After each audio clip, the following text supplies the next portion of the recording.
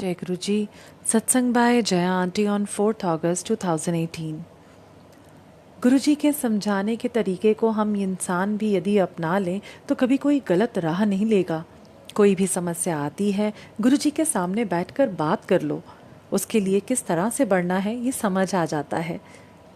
ये आम संगत के लिए है, पर जिन्हें विजन आता है या आवाज़ से कनेक्टेड हैं, उन्हें तो शब्द ब शब्द गुरुजी बता देते हैं कि कैसे क्या करना है।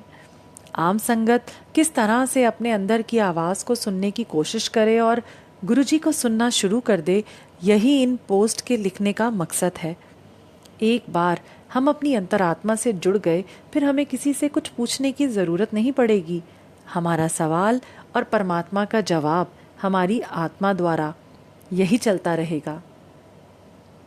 कुछ दिन पहले एक पहुंचे हुए संगत की बात सुन रही थी। उन्होंने बरसों वनों में तपस्या की, फिर गुरुजी मिले। इस दौरान उन्होंने कई महापुरुषों के दर्शन किए, उनके साथ रहे, पर उनकी यात्रा को ठहराव गुरुजी यानी महाशिव के चरणों में मिला।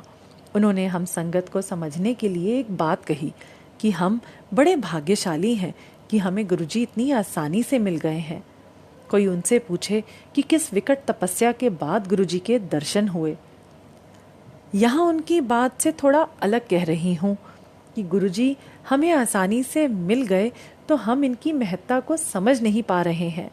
बड़ी आसानी से हम इस अपने कीमती समय को खोते जा रहे हैं। पर हमें गुरुजी यूं ही नहीं मिल गए हैं। इस जन्म में नहीं, पर पिछले जन्मों में हमने बहुत तपस्या की है, तब जाकर इस बार दर्शन और गुरु के सानिध्य को पा पाए हैं। जब तक हम इन जन्म में इनसे नहीं मिले थे तो हमारा वक्त नहीं आया था, पर अब जब जान चुके हैं कि यही हमारे रब हैं, यही हमारे गुरु हैं और यही सृष्टि के मालिक हैं, तब भी हम छोटी छोटी दुनियावी बातों को लेकर परेशान रहते हैं। ये सही नहीं लगता। आज भी हम लोगों के साथ गप्पे मारकर समय बिताते हैं, किसी समस्या को लेकर चर्चा करते हुए घंटों फंसे रहते हैं। जिसका गुरु खुद महाशिव, जो जिसके आदेश पर सृष्टि क्या नहीं कर सकती है हमारे लिए, उनकी चर्चा करने की जगह हम सांसारिक चिंता कर रहे हैं। संसार कल भी ऐसा ही था, आज भी ऐसा ही है और हमारे जाने के बाद भी ऐसा ही रहेगा। संसार को फर्क नहीं पड़ता हमारे रहने या ना रहने से, पर यदि हमने ये जीवन को खो दिया तो पता नहीं कितने समय बाद हम वो पा पाएं जो हमें गुरुजी यूं ही देने वाले हैं। हम जोड़ें संगत को गुरुजी से, अपने लोगों को बताएं कि गुरुजी हैं क्या। हो सकता है हम गुरुजी को खुद ही ज़्यादा नहीं जानते, पर जिस तरह हमें जोड़ा और जितना हम जान पाए हैं उतना तो हम बता ही सकते हैं। एक एक संगत पर हम अपना समय खर्च करें, वो गुरुजी से जुड़ पाया या नहीं, ये सोचना हमारा काम नहीं है। हमारा काम उसे बताते जाना है जहाँ तक हम बता सकते हैं। मुझसे जब ये पोस्ट लिखवाना शुरू किया तो मेरे पास कुछ सत्संग थे जो गुरुजी से इस रूप में मिलने के पहले के थे, और कुछ सत्संग बाद के और समाधि के बाद के भी थे। इतने ही बातों को लेकर रोज लिखने बैठती तो गुरुजी से पूछती कि क्या लिखूं, और जय गुरुजी लिखते ही गुरुजी जो लिखवाते उसे पढ़कर खुद ही सकते में आ जाती कि मुझे ये भी पता है। बचपन से धार्मिक रही, परिवार भी वैसा ही, पर धर्म के नाम पर कभी कोई खास चर्चा नहीं होती, क्योंकि पापा धार्मिक कम, आध्यात्मिक ज्यादा थे।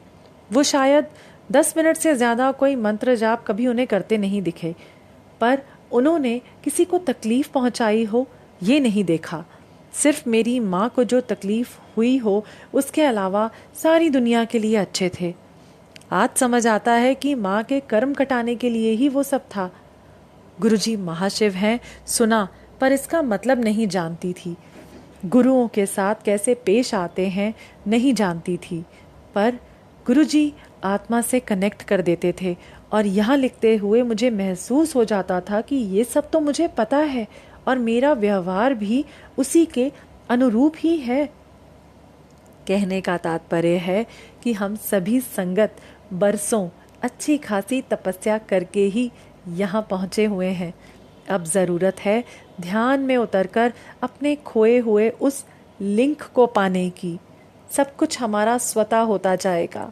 हमने दुनियावी चीज़ों को हावी होने दिया है अपने ऊपर।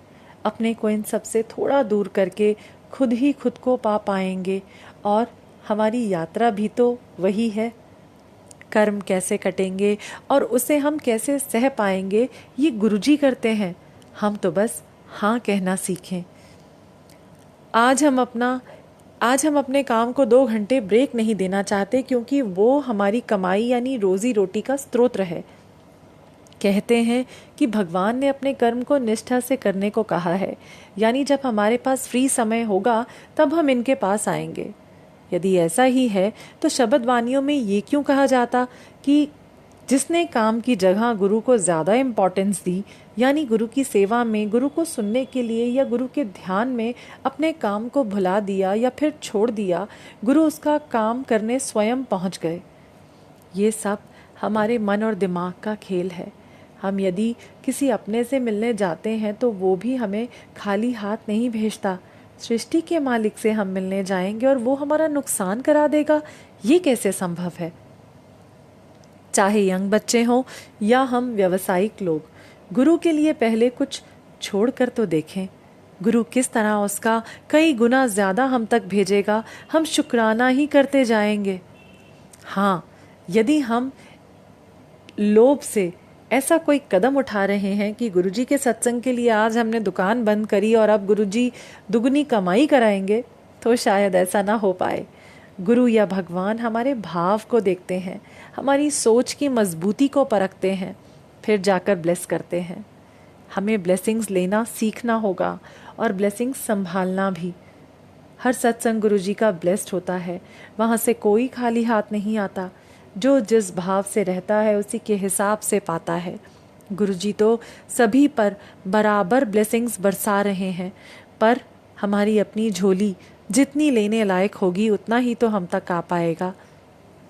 हम हर पल अपना सेवा में लगा दें, सृष्टि हमारे काम करेगी। ऐसे भी सारी लीला उसकी ही रचाई है। कब किसे आगे किसे पीछे और कहाँ फिट करना है, सृष्टि को आता है।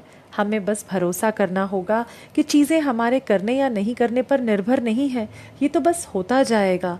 ये हमारी ब्लेसिंग्स के हिसाब से कभी पक्ष में तो कभी विपक्ष में दिखेगा, पर दोनों ही केस में ये हमारे कल्याण के लिए ही होगा। इस बात को हम तभी समझ पाएंगे जब गुरु और उसके किए पर पूरा भरोसा होगा। तभी हमारे कर्ता का भाव भी जाएगा और हम पूर्ण समर्पण कर पाएंगे। गुरु हमारा अद्भुत है और प्रैक्टिकल है। वो हमें नहीं कहता कि हम नॉनवेज खाना बंद करें तब सत्संग में आए, या शराब या सिगरेट पीने वाला सत्संग में नहीं आएगा। उनके लिए तो एक बुचर और एक पंडित दोनों बराबर ही हैं, उनके ही सृजन हैं दोनों। अपने कर्मों के कारण इस अलग स्थिति में दिख रहे हैं। ये कर्म तो गुरुजी कटवा ही देंगे, पर उन्हें उनकी आत्मा से मिलाने में आज के दिखते कर्म से कोई बाधा नहीं पहुंचेगी यदि उन्होंने अपने इस व्यवसाय को व्यवसाय ही समझा, अपने भाव को पवित्र रखा, तो बुचर शायद जल्दी आत्मा से जुड़ पाए। हम किसी को देख कर भेदभाव करते हैं। जैसे किसी संगत ने बताया कि कई संगत बड़े मंदिर में लंगर नहीं करती क्योंकि 4 लोग एक साथ खाते हैं। उनके संस्कार में झूठा खाना नहीं सिखाया गया है। गुरुजी ने इस 4 लोगों को साथ खाने के पीछे जो आध्यात्मिक और धार्मिक बातें समझाई हैं वो हम समझें। मालिक की जब मेहर होती है तब मुझे अपने पिछले जन्मों के दर्शन करा देते हैं, और यकीन माने जो रूप अपना, जो धर्म और जात देखी है अपनी, उसके बाद किसी से दुराव या किसी को अलग समझ पाने की कोशिश करना भी पाप लगता है। पिछले इतने सारे जन्मों में हम जो रह चुके हैं और जो कर्म कर चुके हैं, आज उसी का प्रतिबिंब हमारे जीवन काल में दिख रहा है। प्रसाद तो भगवान के भोग लगने के बाद ही होता है, उसके पहले तो वो एक पदार्थ है। हम क्या जाने भगवान किस रूप में हमारे सामने आएंगे। क्या पता वो हम चारों में से एक हों या तीनों देव ही हमारे साथ महाशिव का प्रसाद पा रहे हों। अपने को इन सब छोटी छोटी बातों से निकालें और बड़े प्रयोजन के लिए अपने को तैयार करें।